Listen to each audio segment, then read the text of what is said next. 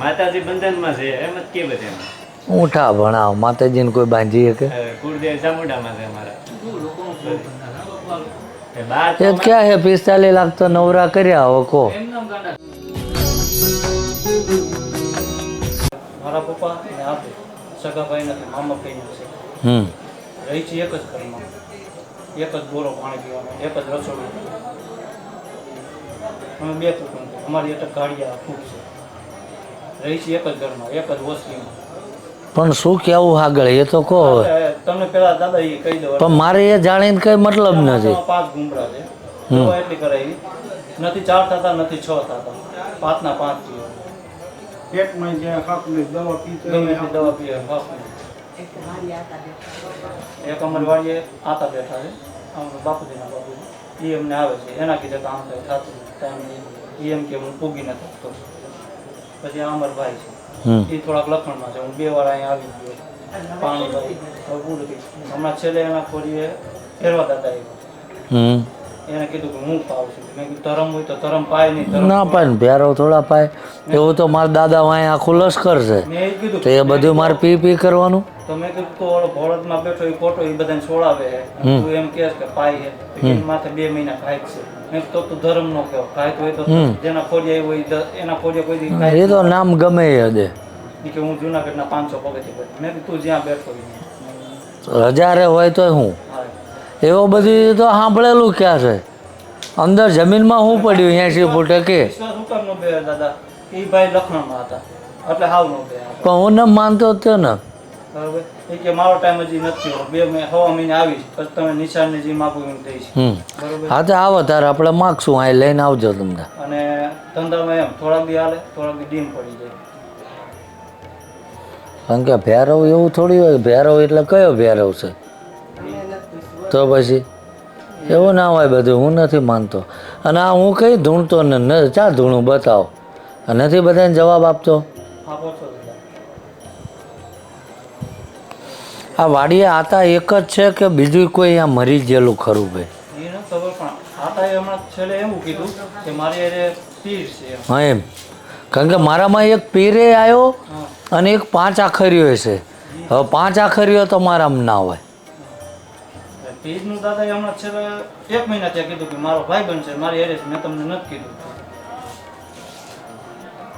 અને અમારા ઘરના છે ને હા બોલો એને હમણાં 3 મહિનાથી એવું છે રોયા રાખે કાંઈ જવાબ નો રોયા જ રાખે એટલે મેં એક બહુ આગળ પૂછ્યું એને એમ કીધું તારા હારા ઘરની વસ્તુ એ તો ઊંઠા ભણાવવા બને એ શું કરિયાવરમાં લઈને આવ્યા હતા અરે એટલે કે એને એની ઘર નહીં જવા દે આપણે એને માવતરની ઘરે ના કેમ પાડ્યું એવું કશું ના હોય કે ઊંઠા ભણાવે મેં કીધું ખરું એવું કયા પુસ્તકમાં લખ્યું હારાની નહીં જવા દેવાનું અને મેં મારા હારાને બોલાવ્યા તો એ ભુવાએ મારા હારાને એવું કીધું તમે મકાન વેચીને તમે બીજે ક્યાંક રહેવા વહી જાવ નકર આ વસ્તુ બંધ નહીં થાય અને એ વસ્તુ મકાન નહીં મૂકે પણ મકાન વેચીને નીકળી ગયા પછી ના જીવ તો હા એટલે જ ને અને એની પરિસ્થિતિ એવી નથી દાદા કે બીજે ક્યાંય રહેવા દે અરે હું તો આ બધું ખાલી કરો નીકળી જાઉં હું આમાં નથી માનતો ભાઈ કહો ભગવાન હોય તો આપણી ભેગું આવીને રે તો ભાઈ અહીં અમારે જે રહેવાનું નહીં જવું ચા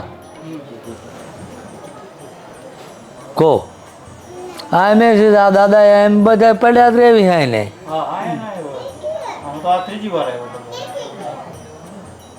એવું દેવ ક્યારે ના કરે ભાઈ હું નથી માનતો એક 5 આખરીએ બોલ્યો એક પીર છે આની કોઈ વાત વીટળાઈ છે આ 1.5 મહિનો આપું છું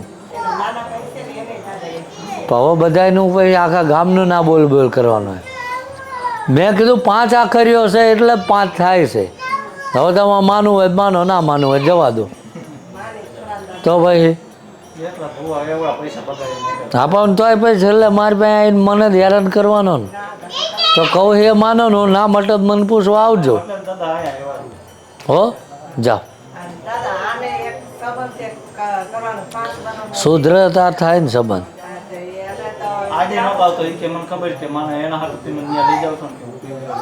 પીવા દેવાનું ઓલો પીવે છે તો એનું થઈ ગયું એની આ ઓલો પૈસા વાળો પણ તું લાયકાત તો ફાઈન પેલા એ તમારો ઘરેલું વિષય છે એ મારો નથી ને ભાઈ મોડા હા. દાદાને તમે અરજી કરી જ ગયા હતા. એ તો એને જોવાનું ભાઈ. હો જાઓ. મારે થોડીક બીમારીની તકલીફ છે. મારે ઘડીએ બીમારી એવી રાખે થોડીક કીધું ને વારે ઘડીએ ચાહે આવે તો. એટલે જો પેલા સાંધાનો વા હતો એના રિપોર્ટ 8-10 હજારના કરાવ્યા. રિપોર્ટમાં કંઈ આવતું નથી, બધા રિપોર્ટ નોર્મલ છે. એટલે ડૉક્ટર કે તમારી એમને વાંદરાવેરી દવા કરવી પડે, એટલે સ્ટીરોઇડ ને એવું બધું દેતા, સ્ટીરોઇડ દવા ને. એટલે મેં કીધું વાંધો નહીં, પણ આગળ બોલો હવે, એ મારે જાણીને કોઈ મતલબ ના, આગળ બોલો. એટલે ટૂંકમાં બાળકને ચાલો અત્યારે જો હમણાં વર્ષથી પહેલા ભગંતરનું ઓપરેશન કરાવ્યું. હવે અહીંયા એક ગાંઠ હતી, તો ગાંઠમાં એ કે અત્યારે કંઈ વાંધો નથી, અત્યારે પગની તકલીફ છે. તો એમ કે સાંધાના વાની હિસાબે દુખે છે, કોઈ એમ કે વેરિકોઝ વેનની શરૂઆત એટલે દુખે, કોઈ પાકું નથી કહેતું. દવા ચાલુ છે, દવાથી ફેર નથી પડતો. એમ બીમારી ટૂંકમાં ઘર કરી કે એવું લાગે, મટતી નથી. કોઈ જજમેન્ટ થવું જોઈએ ને, એટલો ખર્ચો કરો, રિપોર્ટ ઓટલા કરાવવું. તમારું શું કહેવું આમાં? એને એક બેઠું હોય બીજું ચાલુ થાય, કંઈક ચાલુ જ રહે છે એમ. અત્યારે ઊભો નતો રહ્યો તો મારે ધંધો રેકડીનો છે. તમારું શું થાય? મારો ભાઈ થાય, નાનો ભાઈ થાય. એવું? તમે મોટા હો? હું મોટો ભાઈ. આમ બહાર સિંહ હોય ને, સિંહમાં ખબર પડે ને, એવું મને એક મંદિર બતાવો. આ શું? લગભગ રંગભાઈ માતાજીનું મંદિર છે, અમે ગયા હતા. તમારે કંઈ લેવા દેવા અહીંયા? દર્શન કરવા ગયા હોય ને, ત્યાં બાજુમાં જ છે, એટલે જતા હોય. ચા આગળ? આ ઘર અમે રહીએ તો ત્યાંથી ગામથી 15-16 કિલોમીટર 20-25 થાય. 15-20 કિલોમીટર એમ. એટલે આવું મંદિર છે ખરું ને? હા. તમારે ખાલી દર્શન કરવા જાઓ? ના એટલે એટલે ક્યારેક ગયા હોય એમ, આટલા ટાઈમમાં 2 થી 3 વાર ગયા હોય દર્શન કરવા ગયા હોય એમ. દર્શન કરવા. પણ તો આ મારામાં આવ્યું કેમ? ખાલી દર્શન કરવા જ્યાં હોય તો કે ના? હર્ષદ માતાજી ન્યાય છે સિંહનું. તમને ખાલી વાત કરું. હા. ન્યાય સિંહનું છે, હમ ન્યાય જય આવે છે. હમ આપણે આમાં ફેર પડે એટલે આગળ હાલવી. બરોબર. બરાબર છે ને? અત્યારે મારે ઊભા તો નથી, કોઈ કે ઊભું રહે ઈ કે મારી વાત સાંભળો, ડૉક્ટર કે તમે ઊભા ના રહેતા. એટલે મેં બેસવાની વાત કરી કે બેઠવાનો હું ઘરાક આવે તો ઊભો રહું. તો મને પાછળ બેસવાને લીધે બીજી તકલીફ થઈ ગઈ. શું ધંધો કરો? ફ્રૂટની રેકડી છે, બે ભાઈઓને રેકડી છે અલગ અલગ. અમારે 12 કલાક ઊભવાનું જોઈએ. એટલે ઉગતા નથી, ઘરાક આવે તે જ ઊભીએ.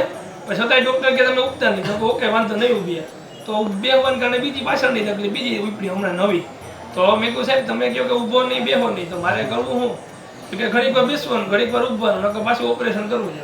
પછી આ તમને વાત કરું છે, પછી લગ્નમાં જો અમે રેકડી કાઢીએ લઈ કે તમે રેકડી કાઢો, લગ્નનો મેળ નથી આવતો. બે જગ્યાએ વાત આવી. તો ઘરનાવને આવે છે, છોકરીના ઘરનાવને, એની છોકરી ના પાડે. મારા પપ્પા મમ્મી છે, ઉંમર મોટી છે, એને લઈ આવ્યા હતા, પણ દવા ચાલુ છે એટલે ન લઈ.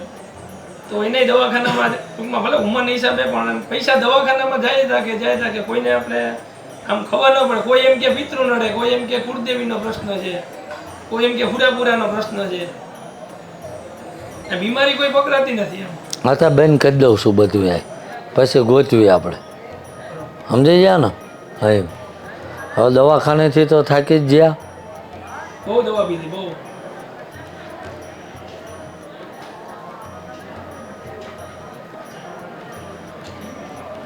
જાઓ, હવા મહિનાનો ટાઈમ આપો ભાઈ.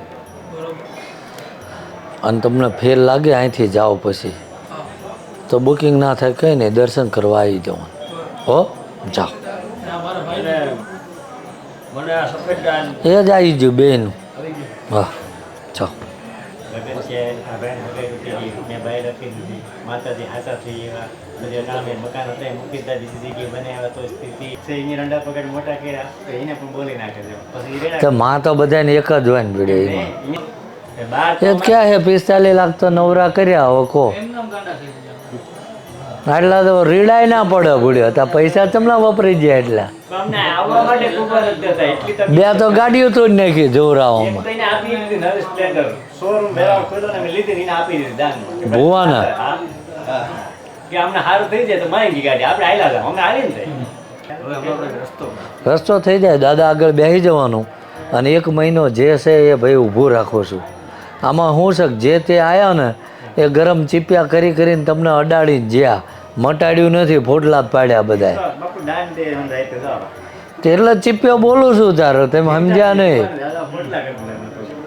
એ હું એને જે હું એટલો જ બોલ્યો ફોટલા પાડીને જ્યાં તેમ મારા ભાષા ન સમજી ગયા એટલે હવા મહિનાનો ટાઈમ આપું જાઓ અને ખોટા ધક્કા નહીં ખાવાના હો મહિનાના 2 મહિના થઈ જાય તો હાલશે બાકી તો દાદાનું યાદ કરવાના અહીં આવશે બધે તમે આવી જ જાઓ તો અમારામાં આવી જ હોય ગાડી લઈને સારું વાંધો નહીં જાઓ હો